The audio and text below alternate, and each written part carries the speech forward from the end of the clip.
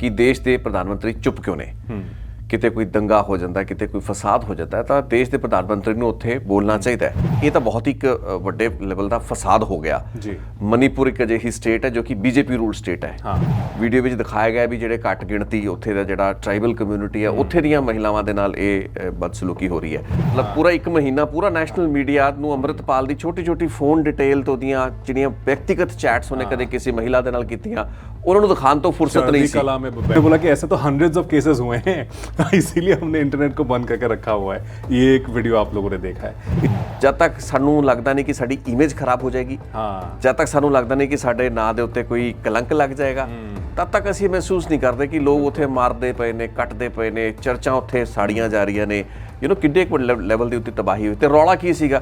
ਰੌਲਾ ਉਹੀ ਹੁੰਦਾ ਜੋ ਕਿ NRC ਦੇ ਵਿੱਚ ਸ਼ਾਮਲ ਕਰੋ, ਇੱਕ ਰਜਿਸਟਰੀ ਕਾਇਮ ਕਰੋ, ਮਾਰਕਟ ਹੋਣੀ ਹੈ, ਫਸਾਦ ਹੋਣਾ ਹੈ, ਬੰਦੇ ਦੀ ਜਾਨੀ ਨੁਕਸਾਨ ਹੋਣਾ, ਦੈਨ ਸਟੇਟ ਇਜ਼ ਰਿਸਪੌਂਸਿਬਲ। ਆਪਾਂ ਵੀ ਤਾਂ ਸਰਕਾਰ ਤੋਂ ਸਵਾਲ ਪੁੱਛਦੇ ਪਏ। ਲੋਕਾਂ ਨੂੰ ਮੋਟੀ ਗੱਲ ਸਮਝ ਆਈ ਵੀ ਉਹ ਦੇਖੋ ਵੀਡੀਓ ਆ ਗਿਆ, ਮਹਿਲਾ ਦੇ ਕੱਪੜੇ ਲਾਤੇ ਗਏ, ਉਹਨੂੰ ਪਰੇਡ ਕੀਤਾ ਗਿਆ, ਫਿਰ ਉਹਨਾਂ ਦਾ ਰੇਪ ਕੀਤੇ ਗਏ। तो कुछ 5 औरतें थीं जिनको पुलिस लेकर आ रहे थे और उनका ये कहना है कि पुलिस वालों ने इनको इनके हाथ में छोड़ दिया।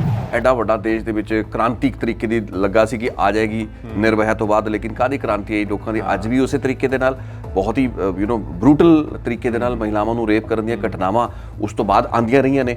नमस्कार, आदाब, सत श्री अकाल। मैं मणिमुख शर्मा आप सबका इस्तकबाल करता हूँ। मेरे साथ बने हैं मेरे सहयोगी रितेश लखी साहब। रितेश जी, आपका बहुत बहुत स्वागत है। बहुत धन्यवाद मनी जी। आज हम बहुत ही संगीन मुद्दे पर बात करेंगे। कल यानी 19 तारीख को हिंदुस्तान में ट्विटर पर एक बहुत ही दिल दहला देने वाला वीडियो वायरल हुआ, जिसमें देखा गया कि 2 औरतों को बेआबरू करके सड़कों पे घसीटते हुए एक मर्दों का झुंड लेके गया और बाद में ये खबर आई कि उनके साथ आबरू रेजी हुई और उसके बाद जो है पूरा वायरल हो गया। ये हालांकि ये वाक़या पुराना है, मई में हुआ था, लेकिन वीडियो कल ही पहली बार पब्लिक डोमेन में आया। इसके बाद कुछ इस तरह से सियासत गर्म हो चुका है कि प्रधानमंत्री नरेंद्र मोदी ने भी पहली बार 78 दिन बाद इस पूरे मामले पर अपना पहला बयान दिया। रितेश जी, आपने देखा वो वीडियो, उसके शॉट्स बड़े वायरल हुए हैं। उसके बाद जो आप देख पा रहे हैं कि बड़ा शोर हो रहा है, ट्विटर पे स्पेसेस बनाए जा रहे हैं, वीडियोस यूट्यूब पे आ रहे हैं, लोग उस पर टिप्पणी दे रहे हैं और सरकार की जवाबदेही मांग रहे हैं। पहली बार आफ्टर 78 डेज गवर्नमेंट की तरफ से भी एक स्टेटमेंट आया। क्या लग रहा है कि क्या हम सच में एक गहरी खाई में हम धंसते हुए जा रहे हैं और वहाँ से उभर ही नहीं पाएंगे? क्या आपको ऐसा लग रहा है? मुझे तो ऐसा लग रहा है। खैर मैं इस ਨੂੰ ਇੱਕ ਵੱਖਰੇ ਤਰੀਕੇ ਨਾਲ ਦੇਖਣਾ ਚਾਹਾਂਗਾ, ਕਿਉਂਕਿ ਇਹਦੇ 'ਚ ਪ੍ਰਧਾਨ ਮੰਤਰੀ ਨੇ ਬਿਆਨ ਦਿੱਤਾ ਹੈ। ਪਾਰਲੀਮੈਂਟ ਦੇ ਸੈਸ਼ਨ ਤੋਂ ਪਹਿਲਾਂ ਜਿਹੜਾ ਪ੍ਰਧਾਨ ਮੰਤਰੀ ਦਾ ਬਿਆਨ ਆਉਣਾ ਇਸ ਉੱਤੇ ਮਹੱਤਵਪੂਰਨ ਹੈ। ਤੇ ਸਵਾਲ ਇਹੀ ਸੀ ਕਿ ਦੇਸ਼ ਦੇ ਪ੍ਰਧਾਨ ਮੰਤਰੀ ਚੁੱਪ ਕਿਉਂ ਨੇ। ਕਿਤੇ ਕੋਈ ਦੰਗਾ ਹੋ ਜਾਂਦਾ, ਕਿਤੇ ਕੋਈ ਫਸਾਦ ਹੋ ਜਾਂਦਾ ਤਾਂ ਦੇਸ਼ ਦੇ ਪ੍ਰਧਾਨ ਮੰਤਰੀ ਨੂੰ ਉੱਥੇ ਬੋਲਣਾ ਚਾਹੀਦਾ ਹੈ। ਪੰਜਾਬ ਦੇ ਕੰਟੈਕਸਟ ਦੇ ਵਿੱਚ ਇਹ ਗੱਲ ਹਮੇਸ਼ਾ ਚਰਚਾ ਵਿੱਚ ਰਹੀ ਹੈ ਕਿ ਜਦੋਂ ਕਿਸਾਨ ਅੰਦੋਲਨ ਹੋਇਆ ਤੇ ਉਸ ਦੌਰ ਦੇ ਵਿੱਚ ਪ੍ਰਧਾਨ ਮੰਤਰੀ ਵੱਲੋਂ ਕੋਈ ਰਿਐਕਸ਼ਨ ਨਹੀਂ ਦਿੱਤਾ ਜਾ ਰਿਹਾ ਸੀ। ਬਹੁਤ ਲੰਬਾ ਸਮੇਂ ਤੱਕ ਪ੍ਰਧਾਨ ਮੰਤਰੀ ਨੇ ਉਸ ਨੂੰ ਇਗਨੋਰ ਕੀਤਾ। ਕਿਸਾਨ ਮਰ ਰਹੇ ਸੀਗੇ ਐਜੀਟੇਸ਼ਨ ਦੇ ਦੌਰਾਨ ਤੇ ਕਿਹਾ ਜਾ ਰਿਹਾ ਸੀ ਕਿ ਹੋਰ ਤਮਾਮ ਛੋਟੇ ਵੱਡੇ ਕੇਸਿਸ ਦੇ ਵਿੱਚ ਪ੍ਰਧਾਨ ਮੰਤਰੀ ਫਟਾਫਟ ਟਵੀਟ ਕਰਕੇ ਇਸ ਤਰੀਕੇ ਦੀ ਗੱਲਾਂ ਕਰਦੇ ਨੇ, ਲੇਕਿਨ ਕਿਸਾਨ ਅੰਦੋਲਨ ਦੇ ਮੁੱਦੇ ਤੇ ਕਿਉਂ ਨਹੀਂ ਬੋਲਦੇ।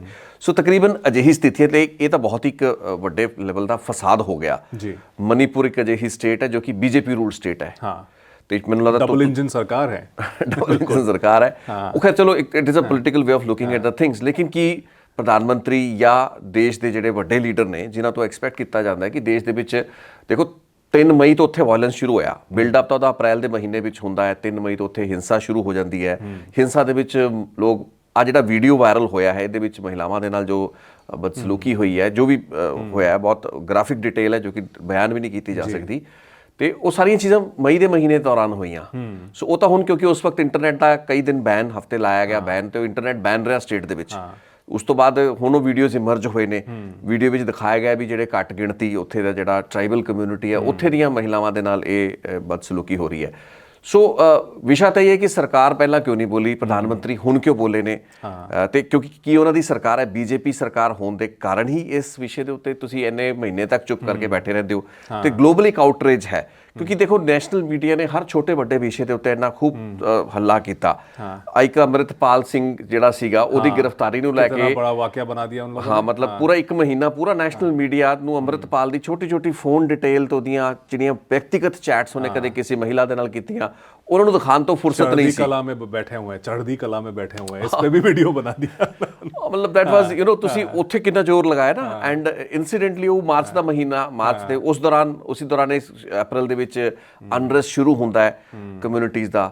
ਸੋ ਦੈਟ ਇਜ਼ ਮੈਨੂੰ ਲੱਗਦਾ ਕਿ ਇਹ ਬਹੁਤ ਇਸ਼ੂ ਅਜਿਹਾ ਸੀ ਜਿਸ ਦੇ ਉੱਤੇ ਕਿ ਪਹਿਲਾਂ ਬੋਲਣਾ ਚਾਹੀਦਾ ਸੀ। ਐਂਡ ਲਾਈਕ ਸੋ ਮੈਨੀ ਕੰਟੈਂਸ਼ੀਅਸ ਇਸ਼ੂਜ਼, ਗੱਲ ਤਾਂ ਮੌਕੇ ਦੀ ਹੁੰਦੀ ਹੈ। ਤੁਸੀਂ 2.5 ਮਹੀਨੇ ਬਾਅਦ ਬੋਲ ਵੀ ਦਿੱਤਾ ਤਾਂ ਵੀ ਕੀ ਬੋਲਿਆ। ਹੁਣ ਇੰਨਾ ਕ੍ਰਿਟਿਸਿਜ਼ਮ ਚੱਲ ਕੇ ਦੇਸ਼ ਦੇ ਪ੍ਰਧਾਨ ਮੰਤਰੀ ਨੇ ਜੇ ਆਪਣੇ ਮੂੰਹੋਂ 4 ਸ਼ਬਦ ਕੱਢ ਵੀ ਦਿੱਤੇ ਤਾਂ ਉਹਦਾ ਕੀ ਮਾਇਨਾ ਰਹਿ ਜਾਂਦਾ ਹੈ। ਤੇ ਹੁਣ ਚਰਚਾ ਉਲਟਾ ਇਹ ਹੋ ਰਹੀ ਹੈ ਕਿ ਇੰਨੀ ਲੇਟ क्यों बोले। हाँ, नहीं वो बोले भी पार्लियामेंट सेशन के शुरू होने से पहले वो आके बोले और बोले कि उनको बहुत खेद है, उनको दिल को बहुत दुख पहुंचा है और जो है हिंदुस्तान की जो है बदनामी होगी ऐसे वीडियोस अगर आ जा रहे हैं। तो बहुत लोग ये भी बोल रहे हैं कि भाई बोलना शायद ये चाहिए था कि हम जल्दी जो है जो क्रिमिनल्स हैं, जो अक्यूज्ड हैं, उनके साथ जो है हम उनको लाएंगे, पकड़ेंगे, जस्टिस हम करेंगे लोगों के साथ। वो ना बोल के बस इतना कहा कि इससे जो है देश की बदनामी होती है। नहीं, देश की बदनामी तो बिल्कुल ठीक है, उन्होंने सही गल कही प्रधानमंत्री ने, लेकिन की उन्होंने बदनामी की चिंता है या जिहड़ी अग लगी हुई है उत्थे ਜਿਹੜੇ ਲੋਕਾਂ ਦੇ ਨਾਲ ਵਧੀਕੀਆਂ ਧੱਕੇ ਹੋਏ, was it a failure of the government.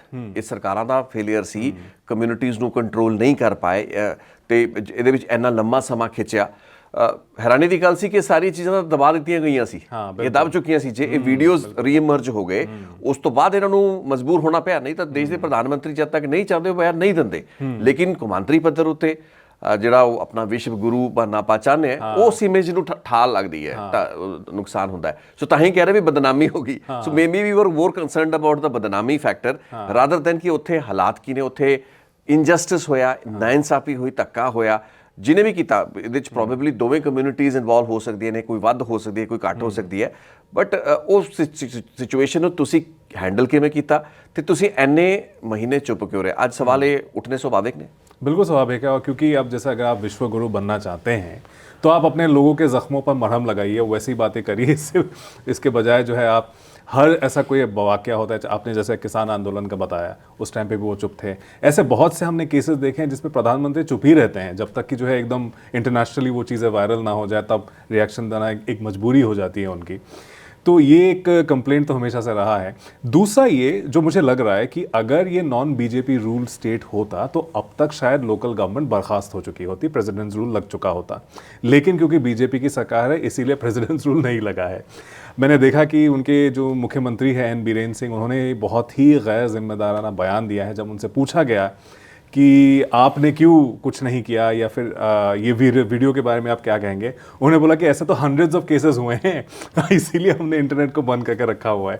ये एक वीडियो आप लोगों ने देखा है, इससे तो एक एक्सेप्टेंस ऑफ फेलियर है। ਉਹ ਗਏ ਤਾਂ ਠੀਕ ਰਹੇ ਨੇ ਚੀਫ ਮਿਨਿਸਟਰ ਵੀ, ਇਹੋ ਜਿਹਾ ਤਾਂ ਬਹੁਤ ਕੁਝ ਹੋਇਆ ਤੇ ਇਹੋ ਜਿਹੀ ਬਹੁਤ ਘਟਨਾਵਾਂ ਹੋਈਆਂ ਕਿਉਂਕਿ ਦੰਗਾ ਚੱਲ ਰਿਹਾ ਸੀ। ਤੇ ਇਹ ਤਾਂ ਤੁਸੀਂ ਯੂਜੂਅਲੀ ਹੁੰਦਾ ਨਾ ਵੀ ਪੋਲੀਟੀਸ਼ੀਅਨ ਨੂੰ ਇਹ ਲੱਗ ਰਿਹਾ ਹੁੰਦਾ ਵੀ ਯਾਰ ਇੱਕ ਵੀਡੀਓ ਕੀ ਨਿਕਲਿਆ, ਇਹੋ ਜਿਹਾ ਤਾਂ ਬਹੁਤ ਕੁਝ ਹੋਇਆ ਕਿਉਂਕਿ ਹੋਇਆ। ਉਹ ਤਾਂ ਤੁਸੀਂ ਇੰਟਰਨੈਟ ਦਾ ਬੈਨ ਲਗਾ ਕੇ ਚੀਜ਼ਾਂ ਨੂੰ ਦਬਾ ਕੇ ਰੱਖਿਆ ਤੇ ਠੀਕ ਹੈ, ਲੱਗਣਾ ਵੀ ਚਾਹੀਦਾ ਸੀ ਉਸ ਵਕਤ ਟੂ ਬੀ ਫੈਕਚੁਅਲੀ। ਜਿੱਥੇ ਕਿਤੇ ਫਸਾਦ ਹੋ ਰਿਹਾ, ਦੰਗਾ ਹੋ ਰਿਹਾ, ਜੇ ਇਹੋ ਜਿਹੇ ਵੀਡੀਓਜ਼ ਇਮਰਜ ਹੋਣੇ ਸ਼ੁਰੂ ਹੋ ਜਾਣ ਤਾਂ ਹੋਰ ਫਸਾਦ ਹੋਣ, ਇਹ ਜਿਹੜੀ ਅੱਗ ਹੈ ਹੋਰ ਇਲਾਕਿਆਂ ਦੇ ਵਿੱਚ ਫੈਲਦੀ। ਠੀਕ ਹੈ, ਅੱਜ ਆਪਾਂ ਉਸ ਸਥਿਤੀ ਦੇ ਵਿੱਚ ਗੱਲ ਕਰਦੇ ਪਏ ਹਾਂ ਜਦੋਂ ਕਿ ਹੁਣ ਹਾਲਾਤ ਉੱਥੇ ਕਾਬੂ 'ਚ ਹੈਗੇ ਨੇ, right. Army is in control ਜਾਂ ਉੱਥੇ ਠੀਕ ਹੈ ਮਿਲੀਟੈਂਟਸ ਦੇ ਨਾਲ ਝੜਪਾਂ ਚੱਲਦੀਆਂ ਪਈਆਂ ਨੇ, ਇੱਕ ਤਣਾਅ ਦੀ ਸਥਿਤੀ। ਤਾਂ ਹੁਣ ਇਹੋ ਜਿਹਾ ਜਦੋਂ ਐਡਾ ਵੱਡੇ ਲੈਵਲ ਦੀ ਹਿੰਸਾ ਹੋਈ ਹੁੰਦੀ ਹੈ ਤਾਂ ਚੀਜ਼ਾਂ ਨੂੰ ਰਿਕਵਰ ਕਰਨ ਦੇ ਵਿੱਚ ਸਮਾਂ ਲੱਗਦਾ ਹੈ। But ਫਿਊ months down the lane ਜੇ ਵੀਡੀਓ ਆਉਂਦੇ ਨੇ ਤਾਂ ਇਹਦਾ ਤਾਂ ਘੱਟੋ ਘੱਟ ਇੰਨਾ ਜ਼ਰੂਰ ਹੈ ਕਿ ਇਮੀਡੀਏਟਲੀ ਅਨਰੈਸਟ ਨਹੀਂ ਉੱਥੇ ਪੈਦਾ ਹੋਏਗਾ ਉਸ ਤੋਂ ਬਾਅਦ, ਜੋ ਕਿ ਆਲਰੇਡੀ ਉੱਥੇ ਸਥਿਤੀ ਹੈ। ਲੇਕਿਨ ਇਹ ਵੀਡੀਓ ਦਾ ਇਮਰਜ ਕਰਨਾ ਤੇ ਤੁਹਾਨੂੰ ਸਿਰਫ ਇਹਨਾਂ ਤਸਵੀਰਾਂ ਦੇਖ ਕੇ ਹੀ ਇਹ ਲੋੜ ਮਹਿਸੂਸ ਕਰਨਾ ਕਿ ਹੁਣ ਤੁਸੀਂ ਬਿਆਨ ਦਿਓ, that is most unfortunate with our politics, you know। ਜਦ ਤੱਕ ਸਾਨੂੰ ਲੱਗਦਾ ਨਹੀਂ ਕਿ ਸਾਡੀ ਇਮੇਜ ਖਰਾਬ ਹੋ ਜਾਏਗੀ, ਜਦ ਤੱਕ ਸਾਨੂੰ ਲੱਗਦਾ ਨਹੀਂ ਕਿ ਸਾਡੇ ਨਾਂ ਦੇ ਉੱਤੇ ਕੋਈ ਕਲੰਕ ਲੱਗ ਜਾਏਗਾ, ਤਦ ਤੱਕ ਅਸੀਂ ਮਹਿਸੂਸ ਨਹੀਂ ਕਰਦੇ ਕਿ ਲੋਕ ਉੱਥੇ ਮਾਰਦੇ ਪਏ ਨੇ, ਕੱਟਦੇ ਪਏ ਨੇ, ਚਰਚਾਂ ਉੱਥੇ ਸਾੜੀਆਂ ਜਾ ਰਹੀਆਂ ਨੇ, ਯੂ ਨੋ ਕਿੱਡੇ ਕੁ ਲੈਵਲ ਦੇ ਉੱਤੇ ਤਬਾਹੀ ਹੋਈ। ਤੇ ਰੌਲਾ ਕੀ ਸੀਗਾ? ਰੌਲਾ ਉਹੀ ਹੁੰਦਾ ਜੋ ਕਿ NRC ਦੇ ਵਿੱਚ ਸ਼ਾਮਲ ਕਰੋ, ਇੱਕ ਰਜਿਸਟਰੀ ਕਾਇਮ ਕਰੋ, ਟ੍ਰਾਈਬਲ ਕਮਿਊਨਿਟੀਜ਼ ਇਨਸਿਕਿਉਰ ਸੀ ਵੀ ਜਿਹੜਾ ਮੈਜੋਰਿਟੀ ਹੈ ਮੇਤੇ ਜਿਹੜੇ ਵੱਡੇ ਬਹੁ ਗਿਣਤੀ ਲੋਕ ਨੇ 53% ਹੈ, 53% ਬਹੁ ਗਿਣਤੀ ਲੋਕ, ਉਹ ਕਹਿੰਦੇ ਸਾਨੂੰ ਸ਼ਡਿਊਲ ਟ੍ਰਾਈਬ ਦਾ ਸਟੇਟਸ ਦੇ ਦਿਓ। ਤੇ ਸ਼ਡਿਊਲ ਟ੍ਰਾਈਬ ਦਾ ਜੇ ਸਟੇਟਸ ਉਹਨਾਂ ਨੂੰ ਮਿਲ ਜਾਂਦਾ, ਜੋ ਕਿ ਹਾਈ ਕੋਰਟ ਦੇ ਵਿੱਚੋਂ ਗਏ ਵੀ, ਹਾਈ ਕੋਰਟ ਨੇ ਵੀ ਆਬਜ਼ਰਵੇਸ਼ਨ ਦਿੱਤੀ, ਤੇ ਜੇ ਉਹ ਉਹਨਾਂ ਨੂੰ ਮਿਲ ਜਾਏ ਤਾਂ ਫਿਰ ਮਾਈਨੋਰਿਟੀਜ਼ ਇਨਸਿਕਿਉਰ ਹੋ ਜਾਂਦੀਆਂ, ਉਹਨਾਂ ਨੂੰ ਲੱਗੇ ਵੀ ਸਾਡੇ ਇਲਾਕਿਆਂ ਦੇ ਵਿੱਚ ਇਹ ਲੋਕ ਜ਼ਮੀਨਾਂ ਵਗੈਰਾ ਖਰੀਦ ਲੈਣਗੇ। ਸੋ ਆਪਸ ਦੇ ਵਿੱਚ ਐਵੇਂ ਦਾ ਕਲੈਸ਼ ਸੀ, ਮੈਜੋਰਿਟੀ ਮੇਤੀ ਐਂਡ ਤੇ ਜਿਹੜਾ ਦੂਸਰਾ ਆਪਣੇ ਕੁਕੀਜ਼ ਹੈਗੇ ਨੇ, ਜਿਹੜੇ ਟ੍ਰਾਈਬਲ ਕੁਕੀਜ਼। ਹੁਣ ਉਹਨਾਂ ਦੇ ਆਪਣੇ ਮਿਲੀਟੈਂਟ ਗਰੁੱਪ ਵੀ ਹੈਗੇ ਨੇ ਜਿਨ੍ਹਾਂ ਨੇ ਬਾਅਦ ਦੇ ਵਿੱਚ ਕੋਸ਼ਿਸ਼ਾਂ ਕੀਤੀਆਂ, ਕਿਉਂਕਿ ਉੱਥੇ ਜਦੋਂ ਫਸਾਦ ਹੁੰਦਾ ਉਹਦੇ ਵਿੱਚ ਮਾਈਨੋਰਿਟੀ ਹਮੇਸ਼ਾ ਉਹਨੂੰ ਕੁੱਟ ਪੈਂਦੀ ਹੈ, ਮਾਈਨੋਰਿਟੀ ਦਾ ਨੁਕਸਾਨ ਹਮੇਸ਼ਾ ਹਰ ਥਾਂ ਤੇ ਹੁੰਦਾ, ਤੇ ਇੱਥੇ ਵੀ ਹੋਇਆ। ਲੇਕਿਨ ਇਹ ਕਿ ਇਸ ਮੁਲਕ ਦੇ ਵਿੱਚ ਇਸ ਅੱਜ ਦੇ ਆਪਾਂ ਜਦੋਂ 21ਵੀਂ ਸਦੀ ਦੀ ਗੱਲ ਕਰਦੇ ਹਾਂ ਤੇ ਇਹ ਦੰਗੇ ਹੋ ਰਹੇ ਨੇ, ਫਸਾਦ ਹੋ ਰਹੇ ਨੇ, ਨਹੀਂ ਹੋਣੇ ਚਾਹੀਦੇ। Specially at a point when ਤੁਸੀਂ ਕਹਿ ਰਹੇ ਹੋ ਕਿ ਅਸੀਂ ਈਸਟ ਦੇ ਵਿੱਚ ਜਾਂ ਨਾਰਥ ਈਸਟ ਦੇ ਵਿੱਚ ਭਾਰਤੀ ਜਨਤਾ ਪਾਰਟੀ ਦਾ ਪਰਚਮ ਲਹਿਰਾਤਾ। ਤੁਸੀਂ ਉਹਨਾਂ ਸਟੇਟਸ ਦੇ ਵਿੱਚ ਜਿੱਥੇ ਕਿ ਬੀਜੇਪੀ ਕਦੇ ਸੋਚ ਨਹੀਂ ਸੀ ਸਕਦੀ ਵੀ ਅਸੀਂ ਆਉਣਾ ਹੈ। ਠੀਕ ਹੈ, ਬੀਜੇਪੀ ਇੱਕ ਨੈਸ਼ਨਲ ਪਾਰਟੀ ਹੈ, ਉਹਨੇ ਆਪਣਾ ਆਧਾਰ ਫੈਲਾਇਆ ਤੇ ਉਹਨਾਂ ਲਈ ਇੱਕ ਬੜੀ ਵੱਡੀ ਪ੍ਰਾਪਤੀ ਸੀ। ਜਿਸ ਤਰੀਕੇ ਦੀਆਂ ਸਰਕਾਰਾਂ ਬਣੀਆਂ, ਉਹ ਕਿਹੜੇ ਢੰਗ ਤਰੀਕਿਆਂ ਨਾਲ ਬਣਵਾਈਆਂ ਗਈਆਂ ਇੱਕ ਵੱਖਰਾ ਇਸ਼ੂ ਹੈ, ਲੇਕਿਨ ਬੀਜੇਪੀ ਦੀ ਪ੍ਰੈਜ਼ੈਂਸ ਵਧੀ, ਬੀਜੇਪੀ ਦੀ ਪੋਲੀਟੀਕਲ ਜਿਹੜੀ ਹੋਂਦ ਸੀ ਈਸਟ ਦੇ ਵਿੱਚ, ਨਾਰਥ ਈਸਟ ਦੇ ਵਿੱਚ ਮਜ਼ਬੂਤ ਹੋਈ। ਲੇਕਿਨ ਹੁਣ ਐਡਾ ਵੱਡਾ ਫਿਆਸਕੋ, ਐਡਾ ਵੱਡਾ ਫੇਲੀਅਰ, ਉਹ ਵੀ ਇੱਕ ਬੀਜੇਪੀ ਰੂਲਡ ਸਟੇਟ ਦਾ, ਜਿਸ ਕਰਕੇ ਇਸ ਚੀਜ਼ ਨੂੰ ਦਬਾਇਆ ਗਿਆ, ਸਪਰੈਸ ਕੀਤਾ ਗਿਆ ਤੇ ਇਨਫੋਰਮੇਸ਼ਨ ਬਾਹਰ ਨਹੀਂ ਆਉਣ ਦਿੱਤੀ ਗਈ। ਦੁਨੀਆ ਭਰ ਦੇ ਮੀਡੀਆ ਦਾ ਜੋ ਕਿ ਕ੍ਰਿਟੀਕਲ ਹੈ ਭਾਰਤੀ ਸਰਕਾਰ ਦਾ, ਨਰਿੰਦਰ ਮੋਦੀ ਦਾ, ਬੀਜੇਪੀ ਦਾ, ਉਹਦਾ ਵੀ ਹੁਣ ਆਪਣਾ ਇੰਟਰਸਟ ਹੈ। ਉਹਨਾਂ ਨੂੰ ਵੀ ਇਸ ਵੀਡੀਓ ਦੇ ਵਿੱਚ ਇੱਕ ਬੜਾ ਵੱਡਾ what you called Canon fodder ਮਿਲ ਜਾਂਦਾ ਹੈ ਵੀ ਤੁਸੀਂ ਆਹ ਮਸਾਲਾ ਬਾਰੂਦ ਹੈ, ਹੁਣ ਇਹਨੂੰ ਵਰਤੋ ਤੇ ਬਦਨਾਮ ਕਰੋ ਭਾਰਤ ਦੀ ਸਰਕਾਰ ਨੂੰ, ਬੀਜੇਪੀ ਨੂੰ, ਤੇ ਉਹ ਦੋਵੇਂ ਪਾਸੇ ਦੋਵੇਂ ਧਿਰਾਂ ਚੱਲਦੀਆਂ ਨੇ। But yes, when you are government you are answerable. सवाल थोड़े क्रिटिक्स तो नहीं पूछे जाने, थोड़े तो पूछे जाने। बिल्कुल बिल्कुल। और अगर 9 साल से आप सेंटर पे हैं कायम, उसके बाद मणिपुर में भी काफ़ी टाइम हो गया, आपकी सरकार है वहाँ पे, तो जाहिर सी बात है सवाल तो आपसे ही पूछे जाएंगे, किसी और से नहीं, ऑपोजिशन। लेकिन जो मीडिया का हम देख पा रहे हैं, आपने इंटरनेट शटडाउन्स का आपने बताया, तो हिंदुस्तान लगातार 5वें साल सबसे ज़्यादा इंटरनेट शटडाउन्स इंडिया में हुए हैं। पिछले साल 187 टोटल इंटरनेट शटडाउन्स थे दुनिया भर में, जिनमें से 84 सिर्फ इंडिया से ही थे। तो लगातार 5वें साल तक इंडिया दुनिया का सबसे ज़्यादा इंटरनेट शटडाउन करने वाला मुल्क बन गया है। तो इस पे क्रिटिक्स जो कहते हैं, और कुछ स्कॉलर्स भी हैं जिन्होंने स्टडी किया, वो कहते हैं कि इंटरनेट शटडाउन से जो है सिर्फ और सिर्फ स्टेट को हेल्प मिलता है नैरेटिव को कंट्रोल करने में, आम इंसान का फ़ायदा नहीं होता है इतना, क्योंकि वो बहुत सारी चीज़ें जो है उसको खुद नहीं पता होती हैं। तो उसका एक क्रिटिसिज्म है। लेकिन ये एक आसान तरीका बन गया है नहीं गवर्नमेंट्स को एक अपनी अकाउंटेबिलिटी से भागने के लिए कि भाई इंटरनेट शटडाउन कर दीजिए, किसी तरह से इसको नैरेटिव को कंट्रोल कीजिए, बाकी देखा जाएगा। और इस बार ऐसा ही हुआ कि इतने टाइम तक 78 डेज कोई न्यूज़ नहीं, कुछ नहीं, कोई क्रिटिसिज्म नहीं, गोदी मीडिया सो कॉल, उस पर भी कोई डिबेट नहीं मणिपुर पे, सडनली एक video and everything is collapses like a pack of cards. ਇੱਥੇ ਮੈਂ ਥੋੜਾ ਜਿਹਾ ਡਿਸਐਗਰੀ ਕਰਨਾ ਤੁਹਾਡੇ ਨਾਲ ਕਿ ਡਿਸਐਗਰੀਮੈਂਟ ਬੜਾ ਕਲੀਅਰ ਹੈ।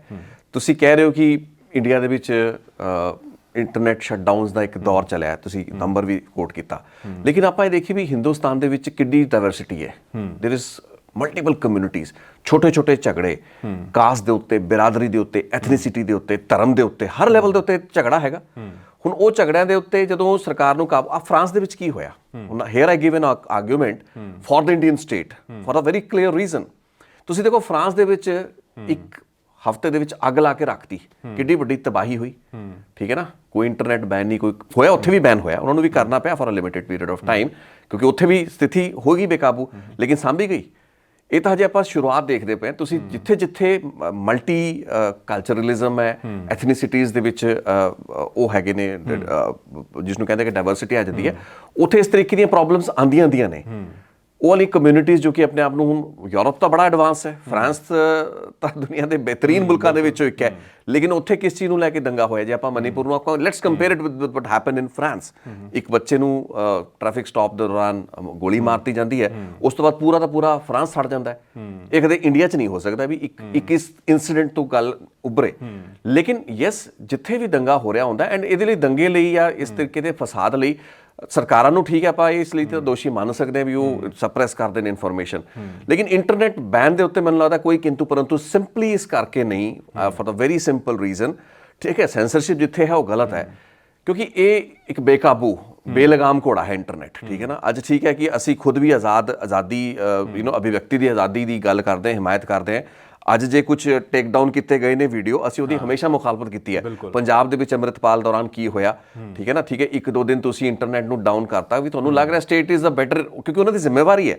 ਜਦੋਂ ਮਾਰਕਟ ਹੋਣੀ ਹੈ, ਫਸਾਦ ਹੋਣਾ ਹੈ, ਬੰਦੇ ਦੀ ਜਾਨੀ ਨੁਕਸਾਨ ਹੋਣਾ, ਦੈਨ ਸਟੇਟ ਇਜ਼ ਰਿਸਪੌਂਸਿਬਲ। ਆਪਾਂ ਵੀ ਤਾਂ ਸਰਕਾਰ ਤੋਂ ਸਵਾਲ ਪੁੱਛਦੇ ਪਏ। ਸੋ ਇੰਟਰਨੈਟ ਬੈਨ ਤੇ ਕੁਐਸਚਨ ਨਹੀਂ। ਹਾਂ, ਜਿਹੜੀ ਤੁਸੀਂ ਦੂਸਰੀ ਗੱਲ ਕਹੀ ਵੀ ਜਿਹਨੂੰ ਆਪਾਂ ਸੋ ਕਾਲਡ ਗੋਦੀ ਮੀਡੀਆ ਕਹੀਦਾ ਹੈ, ਜਾਂ ਨੈਸ਼ਨਲ ਮੀਡੀਆ, ਜੇ ਮੀਡੀਆ ਜ਼ਿੰਮੇਵਾਰੀ ਦੇ ਨਾਲ ਆਪਣੀ ਰਿਪੋਰਟਾਜ ਨੂੰ ਕੰਟੀਨਿਊ ਰੱਖਦਾ ਜਾਂ ਰੱਖੇ, ਦੈਟ ਇਜ਼ ਸਫੀਸ਼ੀਐਂਟ। ਫਿਰ ਸਾਨੂੰ ਇੰਟਰਨੈਟ ਦੀ ਆਜ਼ਾਦੀ ਸੋਚਣ ਦੀ ਲੋੜ ਨਹੀਂ ਹੈਗੀ ਅਜਿਹੇ ਹਾਲਾਤ ਦੇ ਵਿੱਚ। But media should be the funnel and should be transmitting the news as it happens, ਕਿਉਂਕਿ ਉਹ ਇੰਟਰਵੈਂਸ਼ਨ ਵੀ ਹੁੰਦੀ ਹੈ। ਦੇਖੋ, ਤੁਸੀਂ ਤੁਹਾਡੀ ਐਕਸਪੈਕਟੇਸ਼ਨ, ਜਿਹੜਾ ਤੁਸੀਂ ਗੱਲ ਕਹੀ, ਬੜਾ ਇੰਪੋਰਟੈਂਟ ਪੁਆਇੰਟ ਸੀ ਕਿ ਆਮ ਬੰਦੇ ਨੂੰ ਤਾਂ ਨੁਕਸਾਨ ਹੁੰਦਾ ਹੈ। You are right. ਜਿਹੜਾ ਬੰਦਾ ਉਸ ਦੰਗੇ ਦੇ ਵਿੱਚ ਮਾਈਨੋਰਿਟੀ ਹੈ, ਜਿਹੜਾ ਕੁੱਟ ਖਾ ਰਿਹਾ, ਜਿਸਦਾ ਨੁਕਸਾਨ ਹੋ ਰਿਹਾ, ਆਪਾਂ 1984 ਦੇ ਵਿੱਚ ਜਿਹੜਾ ਸਿੱਖ ਕਤਲੇਆਮ ਹੋਇਆ ਦਿੱਲੀ ਵਿੱਚ ਉਹ ਦੇਖਿਆ, ਆਪਾਂ 2002 ਦੇ ਵਿੱਚ ਗੁਜਰਾਤ ਦੇ ਵਿੱਚ ਜੋ ਹੋਇਆ। ਸੋ ਜਦੋਂ ਇਸ ਤਰੀਕੇ ਦੀਆਂ ਸਥਿਤੀਆਂ ਆਉਂਦੀਆਂ ਨੇ, ਹੁਣ 84 ਦੇ ਵਿੱਚ ਤਾਂ ਉਸ ਵਕਤ ਇੰਟਰਨੈਟ ਨਹੀਂ ਸੀ, ਬੈਨ ਨਹੀਂ ਸੀ, ਲੇਕਿਨ ਕਿਉਂਕਿ ਸਿਰਫ ਸਟੇਟ ਮੀਡੀਆ ਸੀ, ਦੂਰਦਰਸ਼ਨ ਸੀ, ਉਸਨੇ ਕਿਵੇਂ, ਇਨਫੈਕਟ ਗੱਲ ਤਾਂ ਇੱਥੋਂ ਤੱਕ ਹੈ ਕਿ ਦੂਰਦਰਸ਼ਨ ਤੇ ਇੱਕ ਸਪੀਚ ਚੱਲੀ ਜਿਸਨੇ ਕਿ ਉਸ ਪੂਰੀ ਦੀ ਪੂਰੀ ਅੱਗ ਨੂੰ, ਉਸ ਦੰਗੇ ਨੂੰ ਹੋਰ ਭੜਕਾਇਆ, ਕਤਲੇਆਮ ਨੂੰ ਹੋਰ ਹਵਾ ਦਿੱਤੀ, ਠੀਕ ਹੈ ਨਾ। ਲੇਕਿਨ ਪੁਆਇੰਟ ਇਹ ਖੜਾ ਹੁੰਦਾ ਕਿ ਜੇ ਮੀਡੀਆ ਆਪਣਾ ਰੋਲ ਇਹਨਾਂ ਮੌਕਿਆਂ ਦੇ ਉੱਤੇ ਸਹੀ ਤਰੀਕੇ ਦੇ ਨਾਲ ਅਦਾ ਕਰੇ ਤੇ ਸਰਕਾਰ ਉਸ ਨੂੰ ਅਦਾ ਕਰਨ ਦੇ। ਜਿਹੜੀ ਤੁਸੀਂ ਗੱਲ ਕੀਤੀ, ਉਹ ਨੈਰੇਟਿਵ ਬਿਲਡਿੰਗ ਉਸ ਮੀਡੀਆ ਨੇ ਜੇ ਕਰਨੀ ਸ਼ੁਰੂ ਕਰਤੀ ਤਾਂ ਉਹਨੇ ਸਹੀ ਪਿਕਚਰ ਨਹੀਂ ਦੇਣੀ। ਲੇਕਿਨ ਇਸ ਕੇਸ ਦੇ ਵਿੱਚ ਤਾਂ ਨੈਰੇਟਿਵ ਬਿਲਡਿੰਗ ਵੀ ਨਹੀਂ ਕੁਝ ਹੋਈ। ਵੀ ਤੁਸੀਂ ਮਨੀਪੁਰ ਦਿਖਾਓ ਹੀ ਸਹੀ, ਚਲੋ ਇੱਕ ਚਸ਼ਮੇ ਤੋਂ ਦਿਖਾ ਦਿਓ, ਕੋਈ ਰੰਗਤ ਦਾ ਚਸ਼ਮਾ ਤੁਸੀਂ ਪਾਇਆ, ਤੁਸੀਂ ਉਸ ਤਰੀਕੇ ਤੋਂ ਦੱਸੋ ਤਾਂ ਅਸੀਂ ਉੱਥੇ ਵਾਇਲੈਂਸ ਹੋ ਰਹੀ ਹੈ। ਅਕਸਰ ਇੱਦਾਂ ਹੁੰਦਾ। And even I to an extent agree with you. Internet ਦੇ ਉੱਤੇ ਤਾਂ ਮੈਂ ਬਿਲਕੁਲ ਕਹਿੰਦਾ ਕਿ ਬੈਨ ਹੋਣਾ ਚਾਹੀਦਾ ਹੈ, ਕਿਉਂਕਿ ਸਮਾਜ ਦੇ ਵਿੱਚ ਜਿਵੇਂ ਵੀਡੀਓਜ਼ ਵਗੈਰਾ ਸਰਕੂਲੇਟ ਹੁੰਦੇ ਨੇ, ਹੋਰ ਗੁੱਸਾ ਆਉਂਦਾ ਹੈ, ਹੋਰ ਆਪਸ ਦੇ ਵਿੱਚ ਤਣਾਅ ਤਲਖੀ ਵੱਧਦੀ ਹੈ। ਲੇਕਿਨ ਮੀਡੀਆ ਦੀ ਜਿਹੜੀ ਭੂਮਿਕਾ ਹੈ ਉਹ ਜ਼ਰੂਰ ਹੋਣੀ ਚਾਹੀਦੀ ਹੈ, ਜੋ ਕਿ ਉਸ ਨੂੰ ਵੀ ਆਜ਼ਾਦੀ ਦੇ ਨਾਲ ਕੰਮ ਕਰਨ ਨਹੀਂ ਦਿੱਤਾ ਜਾਂਦਾ। ਕਿਉਂਕਿ ਦੰਗਾ ਹੋ ਰਿਹਾ, ਤੁਸੀਂ ਜਦ ਰਿਪੋਰਟ ਕਰ ਰਹੇ ਹੋ, ਮੀਡੀਆ ਦੇ ਉੱਤੇ ਵੀ ਕਈ ਕਿਸਮ ਦੀਆਂ ਪਾਬੰਦੀਆਂ ਹੁੰਦੀਆਂ ਨੇ ਉਸ ਵਕਤ, ਇਹ ਰਿਪੋਰਟ ਕਰਨਾ, ਇਹ ਨਹੀਂ ਕਰਨਾ। ਇੱਕ ਸਮਾਂ ਆਉਂਦਾ ਸੀ, ਹੁਣ ਤਾਂ ਉਹ ਦੌਰ ਖਤਮ ਹੋ ਚੁੱਕਾ ਹੈ, ਵੈਨ ਵੀ ਵਰ ਵੈਰੀ ਕੌਸ਼ੀਅਸ ਕਿ ਤੁਸੀਂ ਨਾ ਹੀ ਨਹੀਂ ਲੈਣਾ ਵੀ ਕਿਹੜੇ ਆਪਸ ਦੇ ਵਿੱਚ। ਅੱਜ ਵੀ ਉਹ ਕੋਡ ਲਾਗੂ ਹੁੰਦਾ ਹੈ ਕਿ ਤੁਸੀਂ ਕਮਿਊਨਿਟੀਜ਼ ਨਾ ਦੱਸੋ, ਤੁਸੀਂ ਬਸ ਇਹ ਦੱਸੋ ਵੀ ਇੱਕ ਕਮਿਊਨਿਟੀ ਦੇ ਇੰਨੇ ਬੰਦੇ ਫੱਟੜ ਹੋ ਗਿਆ, ਆ ਹੋਇਆ ਹੈ ਨਾ, ਇਹ ਚੀਜ਼ਾਂ ਕੋਡ, ਇਹ ਜ਼ਿੰਮੇਵਾਰੀ ਹੈਗੀ ਹੈ, ਠੀਕ ਹੈ ਨਾ। ਹੁਣ ਉਹਦੇ 'ਚ ਕਿੰਨਾ ਕੁ ਰੋਲ ਹੋ ਸਕਦਾ ਹੈ, ਉਸ ਰੀਅਲ ਟਾਈਮ ਸਿਚੁਏਸ਼ਨ ਦੇ ਵਿੱਚ ਮੀਡੀਆ ਕਿੰਨਾ ਕੁ ਬਲਦੀ 'ਚ ਤੇਲ ਪਾ ਸਕਦਾ ਹੈ, ਅੱਗ ਨੂੰ ਭਾਂਬੜ ਦੇ ਰੂਪ ਦੇ ਸਕਦਾ। ਤੇ ਜੋ ਅੱਜ ਦਾ ਇੰਡੀਆ ਦਾ ਹਾਲਾਤ ਦਾ ਮੀਡੀਆ ਦਾ, ਉਹ ਮੈਨੂੰ ਲੱਗਦਾ ਇਹਨਾਂ ਨੇ ਅੱਗ 'ਚ ਤੇਲ ਹੀ ਪਾਣਾ ਸੀ if they were allowed their will. So they wouldn't have been able to do much constructive. ਲੇਕਿਨ ਜੇ ਆਜ਼ਾਦ ਮੀਡੀਆ ਹੋਏ ਦੇਸ਼ ਦੇ ਵਿੱਚ, ਇੱਕ ਚੰਗੀ ਫਲੋ ਆਫ ਇਨਫੋਰਮੇਸ਼ਨ ਹੋਏ and responsible flow of information, that is something which is required and it didn't happen in this case. जो लोग हमें देख रहे हैं, मैं उनके लिए ये कॉन्टेक्स्ट में थोड़ा सा साफ कर दूं। जो रितेश जी जिसका जिक्र कर रहे थे, वो ये है कि ट्विटर को, यूट्यूब को इंडियन गवर्नमेंट की तरफ से ये ऑर्डर्स गए हैं कि कोई भी अगर ऐसे वीडियोस सर्कुलेट कर रहा है या अपलोड कर रहा है, वैसे वीडियोस को हटाया जाए, टेक डाउन किया जाए, क्योंकि उनको ये जो है ये इख्तियार नहीं है। और इसी वजह से जो है कुछ जर्नलिस्ट जैसे बरखा दत्त, उन्होंने कहा है कि उन्होंने जो 2 प्रोग्राम्स किए थे इस पर, वो भी हटा दिए गए हैं यूट्यूब से।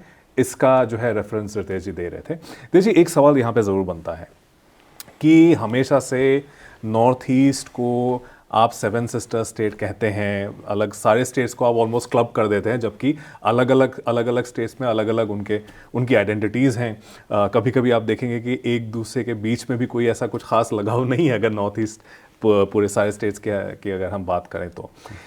दूसरा ये होता है कि हमेशा मेनलैंड और पेरिफेरी का एक हिसाब होता है कि नॉर्थ ईस्ट एकदम फ्रंटियर एरिया में है आपका, तो वहाँ तक जो है हिंदुस्तान की जो सो कॉल्ड मेनलैंड के लोगों की सोच वहाँ तक नहीं पहुँचती है। तो इसीलिए मणिपुर जलता रहा 78 डेज तक, और किसी ने इसके बारे में ज़्यादा ना ही मीडिया ने दिखाना ज़रूरी समझा, ना ही लोगों ने सवाल पूछना ज़रूरी समझा। तो क्या आपको लगता है कि ये भी एक मैनिफेस्टेशन है जो हम देख पा रहे हैं कि दूर कहीं कुछ हो रहा है, बाकी हम लोगों को कोई फ़र्क नहीं पड़ता है, जो जैसे दिल्ली में बैठे हैं, पंजाब में बैठे हैं? क्या आपको लगता है कि ये भी एक मैनिफेस्टेशन है? नहीं, बिल्कुल ठीक कह रहे हो। मैनिफेस्टेशन नहीं, दिस इज अ ट्रेजेडी, ਇਹ ਤਰਾਸਦੀ ਹੈ ਜਿਸਨੂੰ ਆਪਾਂ ਕਹਿੰਦੇ ਹਾਂ। The world it is an irony or and tragic ਆਇਰਨੀ। ਆਪਾਂ ਉਦੋਂ ਫਲੱਡ ਦੀ ਗੱਲ ਕਰਦੇ ਪਏ ਸੀ ਆਪਣੇ ਸ਼ੋਅ ਦੇ ਉੱਤੇ, ਹੈ ਨਾ। ਆਪਾਂ ਗੱਲ ਕੀਤੀ ਸੀ ਕਿ ਦਿੱਲੀ ਦੀ ਮੇਨ ਸਟ੍ਰੀਮ ਮੀਡੀਆ ਲਈ ਖਬਰ ਉਸ ਵਕਤ ਬਣਦੀ ਹੈ ਜਦੋਂ ਦਿੱਲੀ ਦੀ ਸੜਕਾਂ ਤੇ ਪਾਣੀ ਤੈਰਦਾ। ਇਹਨਾਂ ਨੂੰ ਨਹੀਂ ਕੁਝ ਨਹੀਂ ਪਤਾ, ਇਹਨਾਂ ਲਈ ਪੰਜਾਬ ਵੀ ਇਹਨਾਂ ਦਾ ਮੈਟਰ ਕਰਦਾ। ਜੇ ਪੰਜਾਬ ਦੇ ਅੱਜ ਫਲੱਡ ਦੀ ਕਵਰੇਜ ਨੈਸ਼ਨਲ ਮੀਡੀਆ ਨੇ ਕੀਤੀ ਥੋੜੀ ਬਹੁਤ, ਇੱਕ ਤਾਂ ਉਹ ਖੁਦ ਪ੍ਰਭਾਵਿਤ ਹੋ ਗਏ, ਯਮੁਨਾ ਦਾ ਜਲ ਸਤਰ ਉੱਤੇ ਹੋ ਗਿਆ, ਹਥਨੀ ਕੁੰਡ ਬਰਾਜ, ਦਿਸ ਐਂਡ ਦੈਟ, ਇਹਨਾਂ ਨੂੰ ਤਾਂ ਭਾਂਬੜ ਪੈ ਗਈ। ਫਿਰ ਰਿਪੋਰਟਰ ਕੁੱਦ ਕੇ ਗਏ। ਇਹਨਾਂ ਨੇ ਤਾਂ ਕਦੇ ਦੇਖਿਆ ਨਹੀਂ ਦੁਨੀਆ ਦੇ ਦੇਸ਼ ਦੇ ਕਿਸ ਹਿੱਸੇ ਦੇ ਵਿੱਚ ਬਾੜ ਆਈ ਹੈ, ਕਿੰਨਾ ਤਬਾਹੀ ਹੋਈ, ਨੁਕਸਾਨ ਹੋਇਆ। ਕਿਉਂਕਿ ਪੰਜਾਬ ਦੇ ਵਿੱਚ ਇੱਕ ਆਪੋਜੀਸ਼ਨ ਦੀ ਗਵਰਨਮੈਂਟ ਹੈ, ਯਾਨੀ ਕਿ ਆਮ ਆਦਮੀ ਪਾਰਟੀ ਦੀ ਸਰਕਾਰ ਹੈ। ਤੇ ਇਸ ਵਾਸਤੇ ਇੰਪੋਰਟੈਂਟ ਸੀ ਕਿ ਜੇ ਕੋਈ ਮਿਸਮੈਨੇਜਮੈਂਟ ਹੋਏਗੀ ਫਲੱਡਸ ਦੀ, ਫਿਰ ਅਸੀਂ ਉਸ ਨੂੰ ਮੈਗਨੀਫਾਈ ਕਰਕੇ ਦਿਖਾਵਾਂਗੇ। ਬਿਲਕੁਲ। ਇਹ ਨੈਸ਼ਨਲ ਮੀਡੀਆ ਦੀ ਮੈਂ ਗੱਲ ਕਰਦਾ ਮੈਂ, ਠੀਕ ਹੈ ਨਾ। ਪੰਜਾਬ ਦੇ ਵਿੱਚ ਅਲੱਗ ਗੋਦੀ ਮੀਡੀਆ ਹੈ, ਉਹਦੀ ਇੱਕ ਅਲੱਗ ਬਰੀਡ ਤਿਆਰ ਹੋ ਗਈ, ਜਿਹਨੇ ਪੰਜਾਬ ਦਾ ਵੀ, ਉਹ ਪੰਜਾਬ ਦਾ ਨਹੀਂ ਦਿਖਾਉਂਦੇ ਤੇ ਨੈਸ਼ਨਲ ਮੀਡੀਆ ਪੰਜਾਬ ਨੂੰ ਮੈਗਨੀਫਾਈ ਕਰਕੇ ਦਿਖਾਉਂਦਾ। ਅਜੀਬੋ ਗਰੀਬ ਜੇ ਖੇਮੇ ਜੇ ਬਣ ਚੁੱਕੇ ਨੇ। ਲੇਕਿਨ ਜਿਹੜੀ ਤੁਸੀਂ ਗੱਲ ਕਰ ਰਹੇ ਹੋ, ਹਮੇਸ਼ਾ ਟ੍ਰੈਜੇਡੀ ਰਹੀ ਹੈ ਵੀ ਨੋਇਡਾ ਦੇ ਵਿੱਚ ਜੇ ਬਾਰਿਸ਼ ਹੋ ਜਾਏ, ਤੁਸੀਂ ਛੱਡੋ ਦਿੱਲੀ, ਜੇ ਨੋਇਡਾ ਦੇ ਵਿੱਚ ਵੀ ਬਾਰਿਸ਼ ਹੋ ਜਾਏ, ਕਿਉਂਕਿ ਨੋਇਡਾ ਦੇ ਵਿੱਚ ਹੱਬ ਹੈ, ਸਾਰੇ ਨੈਸ਼ਨਲ ਚੈਨਲ ਉੱਥੇ ਹੈਗੇ ਨੇ ਫਿਲਮ ਸਿਟੀ ਦੇ ਵਿੱਚ, ਠੀਕ ਹੈ ਨਾ। ਤੇ ਉੱਥੇ ਜੇ ਥੋੜੀ ਬਰਸਾਤ ਵੱਧ ਘੱਟ ਹੋ ਜਾਵੇ ਤਾਂ ਉਹੀ ਨੈਸ਼ਨਲ ਖਬਰ, ਦੁਨੀਆ ਨੂੰ ਐਂ ਲੱਗਦਾ ਵੀ ਸਾਰਾ ਮਤਲਬ ਜਿਹੜਾ ਤੂਫਾਨ ਹੈ ਉਹ ਉੱਥੇ ਆ ਗਿਆ ਹੈ। ਤੇ ਤੁਸੀਂ ਜੰਮੂ ਕਸ਼ਮੀਰ 'ਚ ਬੈਠੇ ਹੋ, ਤੁਸੀਂ ਬੰਗਾਲ 'ਚ ਬੈਠੇ ਹੋ, ਤੁਸੀਂ ਰਾਜਸਥਾਨ 'ਚ ਬੈਠੇ ਹੋ, ਤੁਹਾਨੂੰ ਲੱਗੇਗਾ ਅੱਜ ਦੁਨੀਆ ਦੀ ਸਭ ਤੋਂ ਜ਼ਿਆਦਾ ਬਾਰਿਸ਼ ਸਾਡੇ ਦੇਸ਼ 'ਚ ਹੋਈ ਹੈ ਜੇ ਨੋਇਡਾ ਤੇ ਦਿੱਲੀ ਦੇ ਕੁਝ ਹੋ ਜਾਏ। That is the tragedy. ਲੇਕਿਨ ਇੱਥੇ ਜਿਹੜੀ ਤੁਸੀਂ ਮੈਨੀਫੈਸਟੇਸ਼ਨ ਦੀ ਗੱਲ ਕੀਤੀ ਬਿਲਕੁਲ ਠੀਕ ਹੈ। ਐਂਡ ਐਡੀ ਡਾਇਵਰਸਿਟੀ ਹੈ। ਦੇਖੋ ਨਾਰਥ ਈਸਟ ਦੀ ਸਾਡੇ ਜਿੰਨੇ ਲਿਸਨਰਸ ਆਮ ਸ਼ੋਰ ਵਿਊਅਰਸ ਜਿਹੜੇ ਦੇਖ ਰਹੇ ਨੇ, ਉਹਨਾਂ ਨੂੰ ਵੀ ਨਹੀਂ ਪਤਾ ਵੀ ਇਹ ਰੌਲਾ ਹੈ ਕੀ, ਹੈ ਨਾ। ਆਪਾਂ ਥੋੜਾ ਬਹੁਤ ਹੀ ਦੱਸ ਪਾਏ। ਮੈਂ ਚਾਹਾਂਗਾ ਕਿ ਤੁਸੀਂ ਥੋੜਾ ਜਿਹਾ ਹਲਕਾ ਜਿਹਾ ਐਲੈਬੋਰੇਸ਼ਨ ਜ਼ਰੂਰ ਕਰੋ। ਲੇਕਿਨ ਲੋਕਾਂ ਨੂੰ ਨਹੀਂ ਪਤਾ ਕਿ ਮੇਤੇ ਕੌਣ ਹੈਗੇ ਨੇ, ਕੁਕੀਜ਼, ਕਿੰਨੀ ਦੇਰ ਤੋਂ ਰੌਲਾ, ਕੀ ਇਹਨਾਂ ਦੇ ਮਿਲੀਟੈਂਟ ਗਰੁੱਪਸ ਨੇ, ਕਿਸ ਗੱਲ ਨੂੰ ਲੈ ਕੇ ਵਿਵਾਦ ਖੜਾ ਹੋਇਆ, ਐਡਾ ਵੱਡਾ ਦੰਗਾ ਹੋ ਗਿਆ, ਅੱਛਾ ਫਸਾਦ ਹੋ ਗਿਆ। ਲੋਕਾਂ ਨੂੰ ਮੋਟੀ ਮੋਟੀ ਗੱਲ ਸਮਝ ਆਈ ਵੀ ਉਹ ਦੇਖੋ ਵੀਡੀਓ ਆ ਗਿਆ, ਮਹਿਲਾ ਦੇ ਕੱਪੜੇ ਲਾਤੇ ਗਏ, ਉਹਨੂੰ ਪਰੇਡ ਕੀਤਾ ਗਿਆ, ਫਿਰ ਉਹਨਾਂ ਦੇ ਰੇਪ ਕੀਤੇ ਗਏ। ਸੋ ਇਹ ਸਾਡੀ ਕੌਨਸ਼ੀਅਸ, ਸਾਡੀ ਮੀਡੀਆ ਦੇ ਉੱਤੇ ਵੀ ਇੱਕ ਰਿਫਲੈਕਸ਼ਨ ਹੈ ਵੀ ਅਸੀਂ ਕਿੰਨੀ ਕੁ ਚਰਚਾਵਾਂ ਕਰ ਲਈਆਂ। How many times did we sit and discuss Manipur, ਵੀ ਉੱਥੇ ਕੁਝ ਹੋ ਰਿਹਾ ਨਹੀਂ ਹੋ ਰਿਹਾ। ਸਾਡੇ ਤੇ ਵੀ it's a question on us. ਅੱਜ ਆਪਾਂ ਕਰਦੇ ਪਏ ਕਿਉਂਕਿ ਜਿਵੇਂ ਦੇਸ਼ ਦੇ ਪ੍ਰਧਾਨ ਮੰਤਰੀ ਇੱਕ ਵੀਡੀਓ ਨੂੰ ਦੇਖ ਕੇ ਬਿਆਨ ਦੇ ਰਹੇ ਆ, ਮੈਂ ਕਹਿੰਦਾ ਵੀ ਅਸੀਂ ਵੀ ਉਵੇਂ ਬੈਠ ਕੇ ਚਰਚਾ ਕਰਦੇ ਪਏ। ਦੋ ਵੀ ਯਾਰ ਪੰਜਾਬੀ ਚੈਨਲ ਸਾਡਾ कॉन्टेक्स्ट नहीं है, लेकिन ये ज़्यादा एक्सपेक्टेशन नेशनल मीडिया तो है। कितनी आसानी से दो औरतों को जिस तरह से वो घसीटते हुए लेके गए हैं, वो पूरा झुंड है मर्दों का, जिसमें उनके साथ बेहुरमती हुई है। उसके बाद बहुत लोगों ने, जो खास करके उन दो औरतों ने जो वीडियो में देखे गए, उनमें से एक ने इंडियन एक्सप्रेस को ये स्टेटमेंट भी दिया कि वो वीडियो देखने के बाद दोबारा से जो है उनके ज़ख्म हरे हो गए, कि मतलब वो एक होता ना आप पे एक ट्रेजेडी होती है।